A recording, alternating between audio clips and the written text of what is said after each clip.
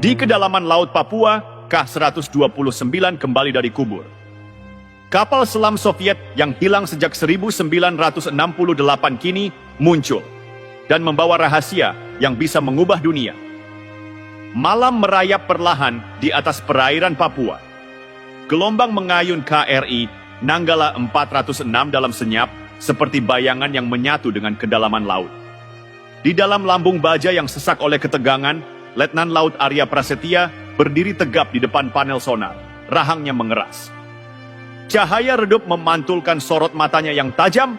Ada sesuatu di luar sana. Kontak tak dikenal, 300 meter di bawah kita, bisik operator sonar. Suaranya nyaris tenggelam oleh dengungan sistem kapal selam. Arya menatap layar, melihat garis tipis yang berkedip, sebuah bayangan asing bergerak dalam kegelapan. Ia tahu persis, ini bukan sekadar kapal selam biasa. Ada permainan di sini. Sebuah operasi yang lebih besar daripada sekadar patroli perbatasan. Konfirmasi tipe kapal, perintahnya tegas. Detik berlalu seperti bom waktu. Lalu jawaban datang. Kemungkinan besar kelas Seawolf, milik Amerika. Henning. Satu kapal selam asing di perairan ini sudah cukup menjadi alarm bahaya. Tapi Seawolf, itu berarti ada misi yang sedang berlangsung. Sesuatu yang tidak boleh mereka ketahui, atau lebih buruk lagi, sesuatu yang harus mereka hentikan sebelum terlambat. Arya menarik napas dalam, dadanya terasa berat. Dalam gelapnya lautan, tak ada ruang untuk kesalahan. Setiap keputusan adalah perbedaan antara hidup dan mati. Siapkan torpedo, ucapnya akhirnya. Suaranya seperti belati yang menusuk ketenangan. Di kejauhan, di bawah gelombang yang bergemuruh pelan, Seawolf terus melaju. Tak menyadari bahwa mereka telah masuk ke dalam sarang singa. Torpedo belum ditembakkan. Namun atmosfer di dalam KRI Nanggala 406 telah berubah menjadi medan pertempuran tanpa peluru. Keringat menetes dari pelipis para awak, bukan karena panas, tapi karena tekanan. Di dalam ruang kendali, jantung setiap prajurit berdetak seirama dengan sistem sonar yang terus berdengung, pelan, ritmis, tapi penuh ancaman.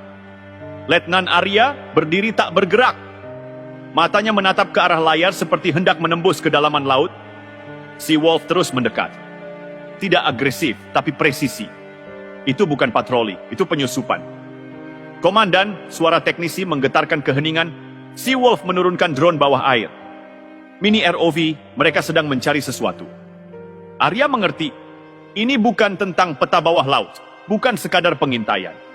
Mereka menggali rahasia, sesuatu yang terkubur di Laut Papua. Dan jika Amerika mengirimkan Seawolf, maka taruhannya lebih besar dari sekadar kedaulatan.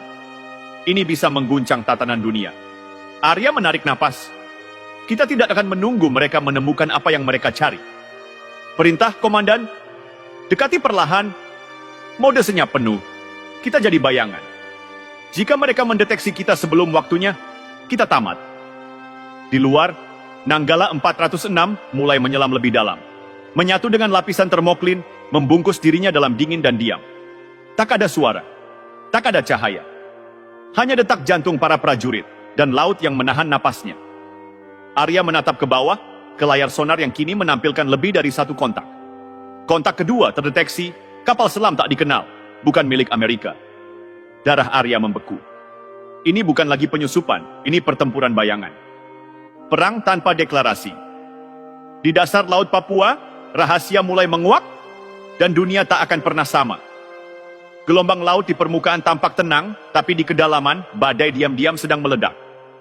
KRI Nanggala 406 menyelam ke zona sunyi, jauh di bawah batas deteksi sonar biasa.